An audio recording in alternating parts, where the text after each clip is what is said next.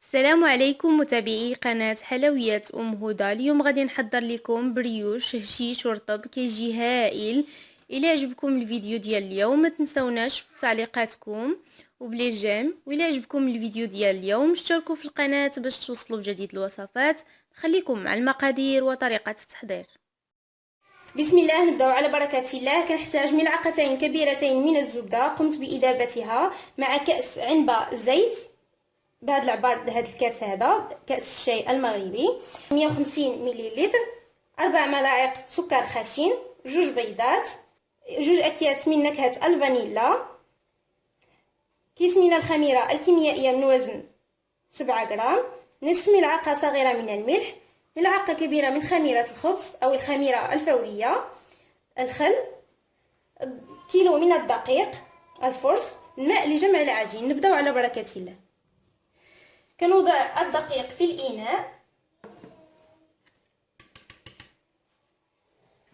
غادي نخلط معاه النواشف، الخميرة الكيميائية والملح والفانيلا، وغادي نخلط.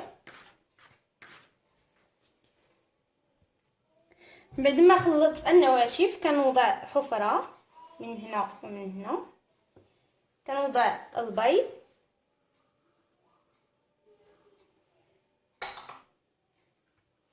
وكنوضع السكر اختياري، يمكن لكم تقللوا او تزيدوا. ندير ملعقتين كبيرتين من الخل،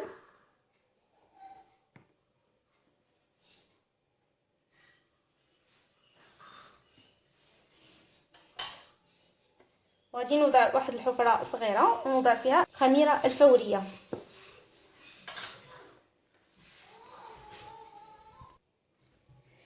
كندير شويه على الماء شويه على ديك السكر باش كيذوب لي. تنخلط هذا البيض وغادي نضيف شويه على الخميره الفوريه،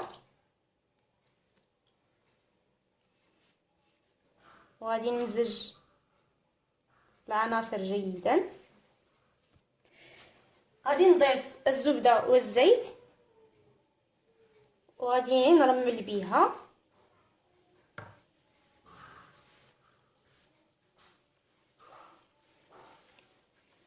هنا بعد ما ترملت لي العجينه على هذا الشكل هذا، دخلت الزبده مع العناصر جيدا، غادي نضيف الماء غير شويه بشويه حتى تيتجمع لي العجينه. لازم العجينه تكون مرخوفه شويه. هنا بعد ما جمعت العجينه على هذا الشكل هذا، العجينه كتكون مرخوفه شويه، غادي نبقى نضرب فيها بهذا الشكل هذا حتى كتخلط لي مزيان.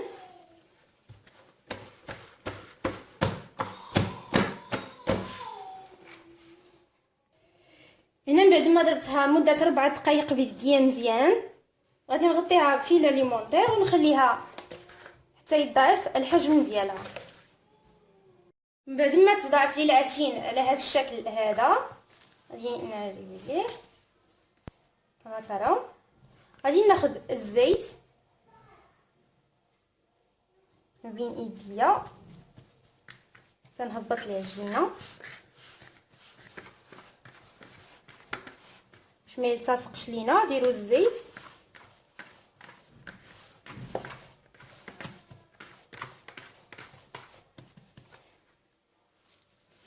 ثم غادي ندير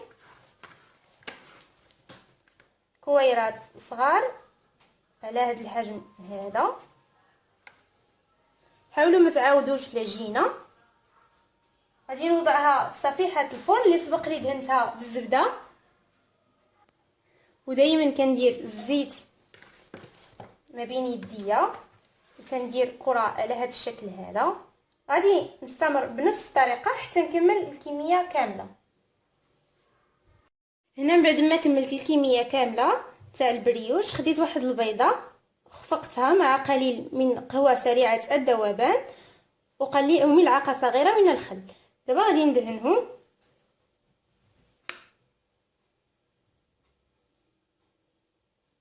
بهذا الشكل هذا.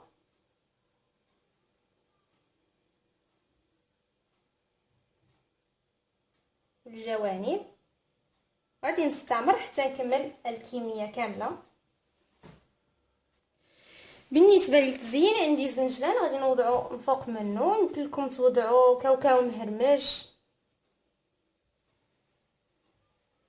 اللي عندكم متوفر. من بعد ما زينتهم غادي نخليهم يخمروا حتى يخمروا وندخلهم للفرن. هذا هو الشكل النهائي نتاع لي بريوش، كيجيو هائلين وهشاش ولذاذ واقتصاديين. الى عجبتكم الوصفه ديال اليوم اشتركوا في القناه باش توصلوا بجديد الوصفات، والسلام عليكم.